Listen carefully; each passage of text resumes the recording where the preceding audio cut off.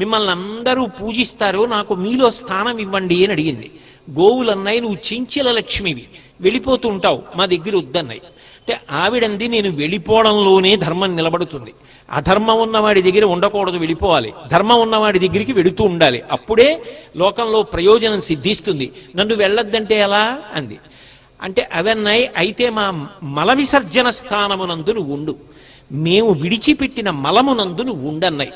అందుకే ఇప్పటికీ చూడండి, 84 లక్షల జీవరాశులలో ఏ జీవి విడిచిపెట్టిన మలమూత్రములైనా దుర్గంధభూయిష్టములు, ఒక్క ఆవు యొక్క మలమూత్రములు సుగంధభరితములు.